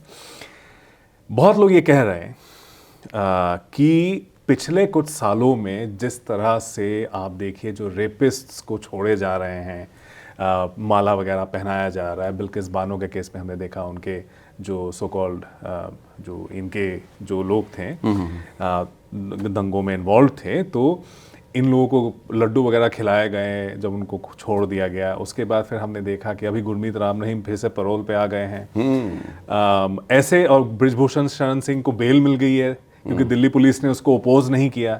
बड़ा विशी वॉशी सा उनका स्टैंड था, जिस वजह से जो है कोर्ट को भी लगा कि शायद बेल दे देनी चाहिए, अपोज नहीं किया कभी भी। तो एक किस्म का माहौल बनाया गया है कुछ सालों में, जिससे शायद ऐसा मैसेज जा रहा है कि ये सब चीज़ें अगर कर रहे हैं तो फिर इसका कॉन्सिक्वेंसेस कुछ नहीं होगा। क्या आपको लगता है ये भी एक वजह है कि ये सब चीज़ें हो रही हैं अब? नहीं, मैं ये मानता हूँ कि जी ਇਹ ਜਿਹੜਾ ਘਟਨਾ ਹੋਈ ਹੈ ਨਾ, ਦੇਖੋ ਜਦੋਂ ਵੀ ਦੰਗੇ ਫਸਾਦ ਹੁੰਦੇ ਨੇ ਤਾਂ ਇਹ ਜਿਹੜੀ ਅਗੇਨ ਉਹੀ ਜੋ ਮਾਈਨੋਰਿਟੀ ਹੈ, ਜੋ ਕਮਜ਼ੋਰ ਹੈ, ਉਹਦੇ ਨਾਲ ਧੱਕਾ ਹੁੰਦਾ ਹੈ। ਸੋ ਇਹ ਜਿਹੜੇ ਰੇਪਸ ਹੋਏ ਨੇ, ਇਹਨਾਂ ਘਟਨਾਵਾਂ ਤੋਂ ਮੈਨੂੰ ਨਹੀਂ ਲੱਗਦਾ, ਇਹ ਤਾਂ ਜਿਹੜੇ ਤੁਸੀਂ ਗੱਲ ਕਰ ਰਹੇ ਹੋ, ਚਾਹੇ ਗੁਰਮੀਤ ਰਾਮ ਰਹੀਮ ਦੀ ਗੱਲ ਕਰ ਰਹੇ ਹੋ, ਤੁਸੀਂ ਹੋਰ ਆਸਾਰਾਮ ਬਾਪੂ ਵਰਗੇ, ਇੱਥੇ ਤਾਂ ਸਾਡੇ ਜਿਹੜੇ ਸੋ ਕਾਲਡ ਬਾਬੇ ਨੇ, ਉਹਨਾਂ ਨੇ ਹੀ ਬਲਾਤਕਾਰਾਂ ਦੀ ਲੜੀਆਂ ਲਾਈਆਂ ਹੋਈਆਂ ਨੇ, ਠੀਕ ਹੈ ਨਾ। ਹੋਰ ਤੁਸੀਂ ਕੇਸਿਸ ਦਾ ਜ਼ਿਕਰ ਕੀਤਾ। ਸੋ ਇਹ ਇੱਕ ਅਲੱਗ ਰਿਫਲੈਕਸ਼ਨ ਹੈ। ਉਹ ਤਾਂ ਸਾਡੇ ਸਮਾਜ ਦੇ ਵਿੱਚ ਰੇਪ ਅੱਜ ਵੀ ਹੋ ਰਹੇ ਨੇ। ਐਡਾ ਵੱਡਾ ਦੇਸ਼ ਦੇ ਵਿੱਚ ਕ੍ਰਾਂਤੀ ਤਰੀਕੇ ਦੀ ਲੱਗਾ ਸੀ ਕਿ ਆ ਜਾਏਗੀ ਨਿਰਭੈ ਤੋਂ ਬਾਅਦ, ਲੇਕਿਨ ਕਾਹਦੀ ਕ੍ਰਾਂਤੀ ਆਈ ਲੋਕਾਂ ਦੀ? ਅੱਜ ਵੀ ਉਸੇ ਤਰੀਕੇ ਦੇ ਨਾਲ ਬਹੁਤ ਹੀ ਬਰੂਟਲ ਤਰੀਕੇ ਦੇ ਨਾਲ ਮਹਿਲਾਵਾਂ ਨੂੰ ਰੇਪ ਕਰਨ ਦੀਆਂ ਘਟਨਾਵਾਂ ਉਸ ਤੋਂ ਬਾਅਦ ਆਉਂਦੀਆਂ ਰਹੀਆਂ ਨੇ। ਆ ਤੇਲੰਗਾਨਾ ਦਾ ਕੇਸ ਆਪਾਂ ਨੂੰ ਯਾਦ ਹੈ, ਆਂਧਰਾ ਜਿਸੇ ਐਨਕਾਊਂਟਰ ਤੱਕ ਕਰਤਾ ਗਿਆ, ਯਾਨੀ ਕਿ ਜਿਹੜੇ ਬਲਾਤਕਾਰੀ ਸੀ ਉਹਨਾਂ ਨੂੰ ਐਨਕਾਊਂਟਰ ਦੇ ਵਿੱਚ ਠੋਕਤਾ ਗਿਆ, ਜਿਸ ਨੂੰ ਕਹਿੰਦੇ ਲਿਟਰਲੀ ਪੁਲਿਸ ਨੇ, ਤੇ ਉੱਥੇ ਜਿਹੜੇ ਐਨਕਾਊਂਟਰ ਦੇ ਪੁਲਿਸ ਅਫਸਰ ਸੀ। ਲੇਕਿਨ ਉਸ ਦੇ ਬਾਅਦ ਇਹ ਸਿਲਸਿਲਾ ਇਹਨੇ ਨਹੀਂ ਰੁਕਣਾ, ਦਿਸ ਇਜ਼ ਸੈਪਰੇਟ ਇਸ਼ੂ ਹੈ। ਲੇਕਿਨ ਇਹ ਹੈ ਕਿ ਜਿਹੜੀ ਘਟਨਾ ਹੈਗੀ ਹੈ, ਇਹਨੂੰ ਆਪਾਂ ਉਸ ਰੌਸ਼ਨੀ ਦੇ ਵਿੱਚ ਜ਼ਰੂਰ ਵੇਖੀਏ ਕਿ ਇੱਕ ਵੀਡੀਓ ਵਾਇਰਲ ਹੁੰਦਾ ਹੈ। ਤੁਸੀਂ ਕਿਹਾ ਇਹ ਆਪਣੇ ਆਪ ਦੇ ਵਿੱਚੋਂ ਸਵਾਲ ਦਾ ਜਵਾਬ ਵੀ ਜਿਹੜਾ ਆਪਾਂ ਪਹਿਲਾਂ ਕਰ ਰਹੇ ਸੀ ਕਿ ਇੰਟਰਨੈਟ ਨੂੰ ਬੈਨ ਕਰਨ ਦਾ ਇੱਕ ਮਨੋਰਥ ਸੀ ਉਹਦਾ, ਤੇ ਅੱਜ ਵੀ ਦੇਖੋ ਜਿਹੜੇ ਲੋਕ ਇਹ ਵੀਡੀਓ ਦੇਖਦੇ ਨੇ, ਅੱਜ ਨਵੇਂ ਸਿਰੇ ਤੋਂ ਗੁੱਸਾ ਆ ਜਾਂਦਾ ਹੈ। ਤੁਸੀਂ ਉਹ ਸੋਚੋ ਵੀ ਜਿਨ੍ਹਾਂ ਦੇ ਨਾਲ ਹੋਇਆ ਉਹਨਾਂ ਨੂੰ ਕਿੰਨਾ ਗੁੱਸਾ ਆ ਰਿਹਾ ਹੋਏਗਾ ਅੱਜ। ਸਾਨੂੰ ਇੱਥੇ ਬੈਠ ਕੇ ਕਿਸੇ ਨੂੰ, ਜਿਸ ਵੀ ਮਹਿਲਾ ਨੇ, ਬੱਚੇ ਨੇ, ਬਜ਼ੁਰਗ ਨੇ, we are a civil society, ਆ ਵੀਡੀਓ ਵੇਖੇ ਨੇ, ਅੱਗ ਲੱਗ ਜਾਂਦੀ ਹੈ ਦੇਖ ਕੇ। ਹਾਲਾਂਕਿ 2 ਮਹੀਨੇ ਪੁਰਾਣੀ ਜਿਨ੍ਹਾਂ ਦੇ ਨਾਲ ਹੋਈ ਸੀ ਉਹ ਹੋ ਚੁੱਕੀ, ਹੁਣ ਤੱਕ ਉਹਨਾਂ ਦੇ ਜ਼ਖਮ ਕੁਛ ਹੱਦ ਤੱਕ ਭਰ ਗਏ ਹੋਣਗੇ, ਲੇਕਿਨ ਵੀਡੀਓ ਦੇਖ ਕੇ ਫਿਰ ਉਹੀ ਚੀਜ਼ਾਂ ਹੋ ਜਾਂਦੀਆਂ ਨੇ ਸਾਰੀਆਂ। ਸੋ ਇਸੇ ਵਾਸਤੇ ਉਹ ਜਿਹੜਾ ਇੰਟਰਨੈਟ ਬੈਨ ਦੀ ਆਪਾਂ ਗੱਲ ਕਰ ਰਹੇ ਸੀ, that is a valid thing ਕਿ we want to close it, we want to not that ਕਿ ਅਸੀਂ ਇਸ ਨੂੰ forgive ਕਰਨਾ ਚਾਹੁੰਦੇ ਹਾਂ, ਬਸ we want to forget such distressful visuals। ਅਸੀਂ ਨਾ ਤਸਵੀਰਾਂ ਨੂੰ ਨਹੀਂ ਆਪਣੇ ਜ਼ਿਹਨ ਵਿੱਚ ਰੱਖਣਾ ਚਾਹੁੰਦੇ, because they are not in good taste. ਲੇਕਿਨ ਭੁੱਲਣ ਦਾ ਤਾਂ ਫਾਇਦਾ ਹੈ ਨਾ ਜੇ ਤੁਸੀਂ ਇਨਸਾਫ ਕਰ ਰਹੇ ਹੋ, ਤੁਸੀਂ ਫਿਰ ਉਹ ਲੋਕਾਂ ਨੂੰ ਟੰਗ ਰਹੇ ਹੋ, ਸਜ਼ਾਵਾਂ ਦੇ ਰਹੇ ਹੋ। ਹੁਣ ਗ੍ਰਿਫਤਾਰੀਆਂ ਹੋ ਰਹੀਆਂ, ਇਮੈਜਿਨ ਵੀਡੀਓ ਵਾਇਰਲ ਹੋਣ ਤੋਂ ਬਾਅਦ। ਹੁਣ ਜਦੋਂ ਵੀਡੀਓ ਵਾਇਰਲ ਹੁੰਦਾ ਹੈ ਤੇ ਇੱਥੇ ਤੁਹਾਡੀ ਗੱਲ ਠੀਕ ਹੈ ਉਹਲੀ, ਜਿਹੜੀ ਵਟ ਯੂ ਵਰ ਸੇਇੰਗ, ਕਿ ਜੇ ਵੀਡੀਓ ਪਹਿਲਾਂ ਵਾਇਰਲ ਹੋਏ ਹੁੰਦੇ, ਨਿਕਲ ਆਏ ਹੁੰਦੇ ਉਸ ਵਕਤ, ਕਿਉਂਕਿ ਵੀਡੀਓ ਤਾਂ ਬਣੇ ਨਾ, ਕਿਸੇ ਨੇ ਵੀਡੀਓ ਬਣਾਏ, ਉਸੇ ਵਕਤ ਬਣਾਏ, ਰੀਅਲ ਟਾਈਮ ਦੇ ਵਿੱਚ ਬਣਾਏ, ਤੇ ਉਹ ਹੁਣ 24 ਘੰਟੇ 'ਚ FIR ਹੋਈ। ਤੇ ਪਹਿਲਾਂ ਕੀ ਸੋ ਰਹੇ ਸੀਗੇ? 2.5-3 ਮਹੀਨਿਆਂ ਵਿੱਚ ਫੌਜ ਉੱਥੇ ਲੱਗੀ ਹੈ, ਪੈਰਾਮਿਲਟਰੀ ਫੋਰਸਿਸ ਦੀਆਂ 62 ਕੰਪਨੀਆਂ, ਫੌਜ ਦੇ 126 ਕਾਲਮ ਉੱਥੇ ਤੈਨਾਤ ਕੀਤੇ ਗਏ ਨੇ, ਸਰਕਾਰ ਉੱਥੇ ਹੈ ਹੀ ਹੈ, ਠੀਕ ਹੈ। 355 ਸੈਕਸ਼ਨ ਲਾ ਕੇ ਇਹਨਾਂ ਨੇ ਤਾਕਤਾਂ ਸਾਰੀਆਂ ਲੈ ਲਈਆਂ ਸਥਿਤੀ ਦੇ ਨਾਲ ਨਜਿੱਠਣ ਦੀਆਂ। ਲੇਕਿਨ ਮੁੱਖ ਮੰਤਰੀ ਅੱਜ ਕਹਿ ਰਹੇ ਨੇ ਇਹੋ ਜਿਹੇ ਹੋਰ ਬੜੇ ਮਾਮਲੇ ਨੇ, ਤਾਂ ਫਿਰ ਕਰੋ ਰਜਿਸਟਰ। द फैक्ट कि हजे तक मेन कल्प्रिट तो शायद फड़े नहीं गए, if I am not wrong ना, जिन्होंने वीडियो बनाई को अरेस्ट किया हुआ है। हाँ, जिन्होंने वीडियो बनाया उसका तो पता नहीं है किसने बनाया था, जिन्होंने हरकत की थी। जो एक बंदा था वो पकड़ा गया, दूसरा एक और अरेस्ट होने की खबर आई है। हालांकि जो एक विक्टिम है, सर्वाइवर बोले तो बेहतर होगा, जो एक सर्वाइवर है, उन्होंने ये भी कहा कि पुलिस उनको, क्योंकि वो भाग के गए थे जब इन पे हमला हुआ था, तो वो भागे थे, तो कुछ 5 औरतें थीं जिनको पुलिस लेकर आ रहे थे, और उनका ये कहना है कि पुलिस वालों ने इनको इनके हाथ में छोड़ दिया। पहले बोला गया था कि जो है पुलिस से छीन के लेके गए थे इनको, लेकिन फिर इन लोगों ने बोला कि पुलिस वालों ने ही उनको छोड़ दिया था, कि उनके हवाले कर दिया था, हवाला कर दिया। ये तो होता है अक्सर। हाँ, पुलिस का पार्टिजनशिप ऐसे केसेस में हम हमेशा देखते हैं, बहुत ही एथनिक। सो ਹੁਣ ਤਾਂ आई थिंक CBI ਵੀ ਇਸ ਕੇਸ ਦੇ ਵਿੱਚ आई थिंक 6 ਕੇਸਿਸ ਦੇ ਵਿੱਚ ਇਨਕੁਆਇਰੀ ਕਰਦੀ ਪਈ ਹੈ। ਉਹ ਠੀਕ ਹੈ, CBI ਹੁਣ ਆਪਣਾ ਕੰਮ ਕਰੇਗੀ, ਲੇਕਿਨ ਗੱਲ ਉਹੀ ਹੈ ਵੀ ਹੁਣ ਜੇ ਤੁਸੀਂ ਵਾਇਰਲ ਵੀਡੀਓਜ਼ ਇਸ ਮੁਲਕ ਦੀ ਜੇ ਸਰਕਾਰਾਂ ਨੂੰ, ਦੇਸ਼ ਦੇ ਪ੍ਰਧਾਨ ਮੰਤਰੀ ਨੂੰ, ਦੇਸ਼ ਦੇ ਮੀਡੀਆ ਨੂੰ ਜੇ ਜਗਾਉਣ ਦੇ ਵਿੱਚ ਇਹ ਵਾਇਰਲ ਵੀਡੀਓਜ਼ ਦਾ ਹੀ ਕੰਮ ਹੈ, ਤਾਂ ਫਿਰ ਸ਼ਾਇਦ ਉਹ ਇੰਟਰਨੈਟ ਬੈਨ ਗਲਤ ਹੈ। ਲੇਕਿਨ ਆਪਾਂ ਨੂੰ ਸਮਝਣਾ ਪੈਣਾ ਕਿ ਚੀਜ਼ਾਂ ਹੋਰ ਹਾਲਾਤ ਖਰਾਬ ਹੋ ਸਕਦੇ ਨੇ। ਸੋ ਜੇ ਸਰਕਾਰਾਂ ਨੇ ਆਪਣੀ ਜ਼ਿੰਮੇਵਾਰੀ ਦੇ ਨਾਲ ਕੰਮ ਕਰਨਾ, ਸੋ they have to do. Problem ਇਹੀ ਖੜੀ ਹੋ ਜਾਂਦੀ ਹੈ ਕਿ ਜੋ ਸਰਕਾਰ ਨੇ ਕਦਮ ਪੁੱਟੇ, ਉਹ ਤਾਂ ਮੈਂ ਕਹਿੰਦਾ ਵੀ ਚਲੋ ਇੰਟਰਨੈਟ ਬੈਨ ਕੀਤਾ, ਤੁਸੀਂ ਫੌਜ ਭੇਜਤੀ, ਕਾਲਮ ਭੇਜਤੇ ਸੀ, ਮਈ ਦੇ ਵਿੱਚ ਹੀ ਭੇਜਤੇ ਗਏ ਸੀ। ਸੋ ਅਜਿਹਾ ਨਹੀਂ ਸੀ ਕਿ ਇਹਨਾਂ ਨੂੰ ਨਹੀਂ ਪਤਾ ਸੀ, ਕਿਉਂਕਿ ਆਪਣੀ ਸਟੇਟ ਸੀ ਤਾਂ ਇਹਨਾਂ ਨੇ ਪੂਰੇ ਦੇ ਪੂਰੇ ਹਾਲਾਤ ਨੂੰ ਕਾਬੂ ਕਰਨ ਦੀ ਕੋਸ਼ਿਸ਼ ਕਰਨੀ ਸੀ। ਲੇਕਿਨ ਜਿਹੜੀ ਹੁਣ ਹੈ ਨਾ, ਹੁਣ ਪਤਾ ਲੱਗੇਗਾ ਵੀ ਤੁਹਾਡਾ 2-2.5 ਮਹੀਨੇ ਤੁਸੀਂ ਕੀ ਕੀਤਾ ਨਜ਼ਰ ਆਈ ਗਿਆ। ਅਜੇ ਤੱਕ ਤਾਂ ਇਸ ਤਰੀਕੇ ਦੀਆਂ ਘਟਨਾਵਾਂ ਨੇ। ਮੁੱਖ ਮੰਤਰੀ ਦੀ ਜੇ ਆਪਾਂ ਗੱਲ ਮੰਨ ਲਈਏ, ਜੇ ਹੋਰ ਅਜਿਹੇ ਜੇ ਘਟਨਾਵਾਂ ਹੋਈਆਂ ਨੇ ਤਾਂ ਫਿਰ ਉਹਨਾਂ ਦੀ ਬਣਾਓ ਫਿਰ ਲਿਸਟ, ਤੇ ਲੋਕਾਂ ਨੂੰ ਦਿਵਾਓ ਇਨਸਾਫ। ਤੇ ਪਹਿਲੀ ਗੱਲ ਤਾਂ ਹੋਣ ਹੀ ਕਿਉਂ ਦਿੱਤਾ ਗਿਆ, ਠੀਕ ਹੈ ਨਾ। ਤੇ ਤੁਹਾਡੀ ਗਵਰਨਮੈਂਟ ਹੈ ਸੈਂਟਰ ਵਿੱਚ, ਤੁਸੀਂ ਸਟੇਟ ਵਿੱਚ ਤੁਸੀਂ, ਸੋ ਇਟਸ ਅ ਫੇਲੀਅਰ। ਸੋ ਇਸ ਤਰੀਕੇ ਦੀ ਸਰਕਾਰਾਂ ਨੂੰ ਤਾਂ ਬਰਖਾਸਤ ਹੋਣਾ ਚਾਹੀਦਾ, ਬਰਖਾਸਤ ਕਰ ਦੇਣਾ ਚਾਹੀਦਾ। ਇਹ ਡਿਮਾਂਡਸ ਵੀ ਹੁਣ ਉੱਠਣੀਆਂ ਸ਼ੁਰੂ ਹੋ ਗਈਆਂ ਨੇ। ਲੇਕਿਨ ਦੇਸ਼ ਦਾ ਮੀਡੀਆ ਸੁੱਤਾ ਪਿਆ ਹੈ। ਅਨਫੋਰਚੂਨੇਟ ਬੇਟੇ ਹੈ ਕਿ ਨਾਰਥ ਈਸਟ ਹੈ, ਮੇਬੀ ਉੱਥੋਂ TRP ਸੈਂਟਰਸ ਨਹੀਂ ਹੈ ਸਾਡੇ ਉੱਥੇ ਨਾ। TRP ਦਾ ਵੀ ਇੱਕ ਬੜਾ ਵੱਡਾ ਕਨਸੈਪਟ ਹੈ। ਸੋ ਦੇਖਿਆ ਜਾਂਦਾ ਵੀ TRP ਦੇ ਸ਼ਹਿਰ ਕਿਹੜੇ ਨੇ, ਜਿਹੜੇ ਨੈਸ਼ਨਲ ਚੈਨਲ ਜਾਂ ਕੋਈ ਵੀ ਚੈਨਲ ਜਦੋਂ ਉਹ ਆਪਣੀ ਖਬਰਾਂ ਕਰ ਰਹੇ ਹੁੰਦੇ ਨੇ, ਉਹ ਵੇਖ ਰਹੇ ਹੁੰਦੇ ਨੇ ਵੀ ਪੰਜਾਬ ਦੇ ਵਿੱਚ ਲੁਧਿਆਣੇ ਦੀ ਖਬਰ ਨੂੰ ਚੱਕਿਓ, ਕਿਉਂਕਿ ਲੁਧਿਆਣਾ ਇੱਕ TRP ਦਾ ਸ਼ਹਿਰ ਹੈ। ਤੇ ਇਸੇ ਤਰੀਕੇ ਦੇ ਨਾਲ ਜਿਹੜੇ ਵੱਡੇ ਸ਼ਹਿਰ ਆ ਜਾਂਦੇ ਨੇ, ਮੈਟਰੋਜ਼ ਆ ਜਾਂਦੇ ਨੇ, ਉੱਥੋਂ ਜ਼ਿਆਦਾ ਰੇਟਿੰਗਸ ਮਿਲਦੀਆਂ ਨੇ। ਸੋ ਉੱਥੇ ਦੀ ਛੋਟੀ ਛੋਟੀ ਖਬਰ ਵੀ ਵਧਾ ਚੜਾ ਕੇ ਦਿਖਾਈ ਜਾਂਦੀ ਹੈ, ਕਿਉਂਕਿ ਉੱਥੋਂ ਦੇ ਲੋਕ ਜਦੋਂ ਦੇਖਦੇ ਨੇ ਇਹਨਾਂ ਨੂੰ ਉਹ ਸਾਰਾ ਦਾ ਸਾਰਾ ਸਿਸਟਮ ਮਿਲਦਾ ਹੈ। ਲੇਕਿਨ ਇਸ ਤਰੀਕੇ ਦੇ ਦੂਰ ਦਰਾੜ ਦੇ ਇਲਾਕੇ ਤੇ ਨਾਰਥ ਈਸਟ ਤਾਂ ਵੈਸੇ ਹੀ ਬਹੁਤ ਇਗਨੋਰਡ ਰਿਹਾ ਹੈ। ਗਿਣਤੀ ਵੀ ਨਹੀਂ ਕਈ ਵਾਰ ਲੋਕਾਂ ਨੂੰ ਪਤਾ ਹੁੰਦੀ ਵੀ ਕਿੰਨੀਆਂ ਸਟੇਟਾਂ ਨੇ ਉੱਥੇ, 7 ਸਿਸਟਰ ਨੇ, 8 ਸਿਸਟਰ ਨੇ, ਤੇ ਕੀ ਉਹਨਾਂ ਦੇ ਇਸ਼ੂਜ਼ ਨੇ, ਮਸਲੇ ਕਿਵੇਂ ਦੇ ਨੇ। ਜੰਮੂ ਕਸ਼ਮੀਰ ਦੇ ਨਾਲ ਆਇਡੈਂਟੀਕਲ ਵਿਸ਼ੇ ਜੁੜਦੇ ਨੇ, ਬਰਮਾ ਦੇ ਨਾਲ ਬਾਰਡਰ ਮਿਆਂਮਾਰ ਦੇ ਨਾਲ ਲੱਗਦਾ ਹੈ, ਉੱਥੇ ਕੀ ਇਸ਼ੂ ਹੈ, ਇਨਫਲਕਸ ਆਫ ਇਮੀਗ੍ਰੈਂਟਸ ਦੇ ਇਸ਼ੂ ਨੇ। ਕਿਉਂਕਿ ਮੇਨ ਸਟ੍ਰੀਮ ਦੇ ਵਿੱਚ ਇਹ ਚਰਚਾ ਨਦਾਰਦ ਹੈ। ਹਾਂ, ਜਦੋਂ ਕਦੀ NRC रजिस्टर इस इलाके के बाबत बनेगा तो फिर उस वक्त फिर चर्चा सरगर्म हो जाएगी। हाँ, क्योंकि यहाँ पे जो मेतेई ग्रुप्स का जो कहना है, जो उनकी अक्सरियत है 53%, जैसे हमने शुरू में कहा था प्रोग्राम के, कि वो कहते हैं कि हमें ST2 स्टेटस। जो कुकीज़ हैं वो मेजॉरिटी क्रिश्चियंस हैं, उनको इस बात का डर है कि कहीं मेजॉरिटी के लोग आके वो हिल एरियाज़ में ना आ जाएं जहाँ पे वो लोग रहते हैं, ज़मीनें कहीं ख़रीद ना लें। और उसके साथ साथ जो है गवर्नमेंट की तरफ से भी कहा गया है, मतलब ये एलिगेशन लगता रहता है गवर्नमेंट पर, कि ये कोशिश कर रहे हैं कि लोगों को इमिग्रेंट्स, इलीगल माइग्रेंट्स कह के कि बर्मा से आए हैं, उनको खदेड़ा जाए फॉरेस्ट एरिया से, ताकि जो है ये लोग जाके वहाँ पे जाके बस जाए। तो ऐसे एलिगेशंस लगे हैं। ये बहुत सिंपल कॉन्फ्लिक्ट नहीं है, ये एक एथनिक कॉन्फ्लिक्ट है, और एक एथनिक कॉन्फ्लिक्ट में बहुत से लेयर्स होते हैं, बहुत से वजूहात होते हैं। ਇੱਥੇ ਲੇਅਰਸ ਦੀ ਗੱਲ ਤਾਂ ਤੁਹਾਡੀ ਠੀਕ ਹੈ, ਬਿਲਕੁਲ ਉਹ ਹੈ। ਲੇਕਿਨ ਪ੍ਰੋਬਲਮ ਹੈ ਕਿ ਇੰਨੀ ਕੰਪਲੈਕਸ ਕੈਨਵਸ ਦੇ ਵਿੱਚ ਜਦੋਂ ਸਿਆਸੀ ਮੁਫਾਦ, vested interest and political interest ਹਾਵੀ ਹੋ ਜਾਣ, ਤਾਂ ਸਰਕਾਰਾਂ ਵੀ ਸਹੀ ਫੈਸਲੇ ਨਹੀਂ ਲੈਂਦੀਆਂ, ਜਿਵੇਂ ਕਿ ਇਸ ਕੇਸ ਦੇ ਵਿੱਚ ਹੋਇਆ। ਚੀਫ ਮਿਨਿਸਟਰ ਖੁਦ ਇੱਕ ਮੈਜੋਰਿਟੀ ਕਮਿਊਨਿਟੀ ਤੋਂ ਉਸਦਾ ਹੋਣਾ, ਠੀਕ ਹੈ ਨਾ, ਉਹ ਫਿਰ ਆਪਣੇ ਵੋਟ ਬੈਂਕ ਦੇ ਨਾਲ ਜੁੜਿਆ ਹੋਇਆ ਹੈ। ਉਹਨਾਂ ਨੂੰ ਹੁਣ ਵੋਟ ਬੈਂਕ ਕੰਮ ਨਹੀਂ ਕਰਨ ਦਿੱਤਾ ਜਾਂਦਾ। ਸੇਮ ਕਿਸਮ ਇਸ ਕਿਸਮ ਦੇ ਜਿਹੜੇ ਤਣਾਅ ਤੇ ਵਿਵਾਦ ਪੰਜਾਬ ਦੇ ਵਿੱਚ ਰਹੇ ਨੇ, ਹਰਿਆਣੇ ਦੇ ਵਿੱਚ ਰਿਹਾ, ਜਦੋਂ ਸੇਮ ਸਿਚੁਏਸ਼ਨ ਸੀ ਕਿ ਜਾਟ ਜਿਹੜਾ ਹਰਿਆਣੇ ਦਾ ਹੈ ਉਹ ਕਹਿੰਦਾ ਸਾਨੂੰ ਬੈਕਵਰਡ ਤੁਸੀਂ ਕਰਾਰ ਦੇ ਦਿਓ, ਸਟੇਟਸ ਦੇ ਦਿਓ for the purpose of reservation.